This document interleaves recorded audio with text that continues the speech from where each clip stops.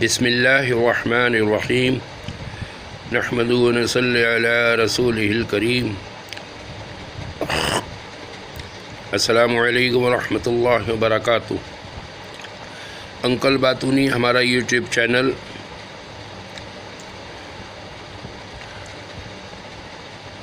تسلسل کے ساتھ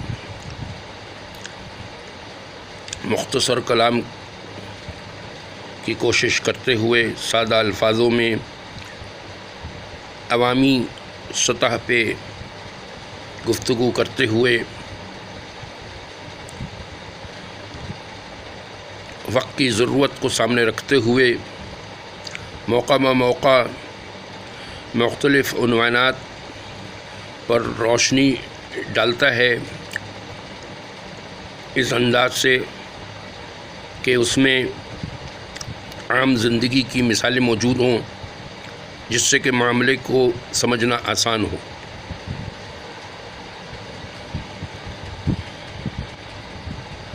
ہر دفعہ کوئی نہ کوئی عنوان سوچ کے کلپ بنایا جاتا ہے۔ آج بھی جو زیر نظر عنوان ہے وہ موجودہ دور میں جو اس وقت پوری انسانیت پر بالعموم اور بالخصوص مسلمانوں پہ جو آفت آئی ہوئی ہے کرونا کی شکل سے، اور اہل باطل اس کرونا کی آڑ میں اپنے اہداف پورے کر رہے ہیں، اس میں ہمارے حکمرانوں کو بھی ہمارے عوام کو بھی بہت ہوشیاری کے ساتھ سمجھداری کے ساتھ چلنا چاہیے، اور اہل باطل کو دو طرح سے ہم پسپا کریں۔ ایک تو یہ کہ ان کے لیے ہدایت کی دعا کریں، یہ سب سے بڑا ہتھیار ہے باطل کو پسپا کرنے کا۔ جب ہم ان کے لیے دعائے خیر کریں گے تو اللہ جل شانہ یا تو ان کو ہدایت عطا فرما دیں گے یا ان کی چالوں کو انہی پہ پلٹا دیں گے۔ اس کے لیے مختلف اوراد ہیں، وہ علماء سے پوچھ لیے جائیں۔ میرے بھی ذہن میں ایک عمل ہے، وہ میں عرض کیے دیتا ہوں، جو ہمارے بڑوں نے سینہ بہ سینہ منتقل کیا اور بڑا مجرب عمل ہے۔ ایک تو یہ ہے کہ وہ علماء بہتر سمجھتے ہیں کہ کب دعائے قنوت نازلہ پڑھی جاتی ہے، تو آج دل بڑا خوش ہوا کہ آج امام صاحب نے دعائے قنوت نازلہ پڑھی فجر میں۔ یہ بھی بہت زبردست عمل ہے، اس کے بڑے زبردست نتائج دیکھنے میں آئے۔ اور دوسرے یہ کہ آگے پیچھے درود شریف کے ساتھ 313 دفعہ روزانہ اہل باطل کو تصور میں کرتے ہوئے اس کو پڑھا جائے، تو یا تو اہل باطل میں جو یعنی نرم گوشہ رکھتے ہوں گے ان کو اللہ جل شانہ ہدایت عطا فرما دیں گے، یا جس کو اللہ جل شانہ بہتر سمجھیں، اللہ جس کو چاہیں ہدایت عطا فرمائیں، اور جس کو ہدایت نہیں ملے گی وہ بہرحال سازش کرنے کے قابل نہ رہے گا، چاہے اللہ جل شانہ اس کا کچھ ہی اشر فرمائیں۔ ہمیں کسی کو نہ کوئی بد دعا دینے کی ضرورت ہے، نہ کسی سازش کے خلاف کسی سازش کرنے کی ضرورت ہے۔ ہم تو مثبت قدمی ہی کو اپنا سب سے بڑا ہتھیار سمجھیں۔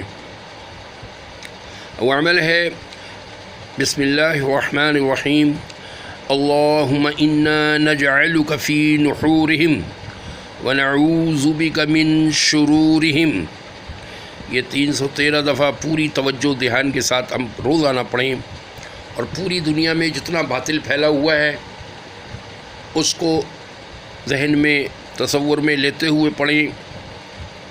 انشاءاللہ العزیز اس سے زبردست فائدہ ہوگا اور اللہ جل شانہ قوت عطا فرمائیں گے۔ اچھا جی، ایک باطل ہوتا ہے باہر کا، دشمن مسلمان کا ایک ہوتا ہے باہر کا، ایک ہوتا ہے اندر کا۔ یہ جو نفس ہے یہ انسان سے بہت بڑے بڑے گناہ کروا دیتا ہے، اور شیطان ان گناہوں کو مزین کر کے اس کے سامنے پیش کرتا ہے۔ تو ایک تو یہ کہ ہم استغفار کا خاص اہتمام کریں، اور دوسری یہ کہ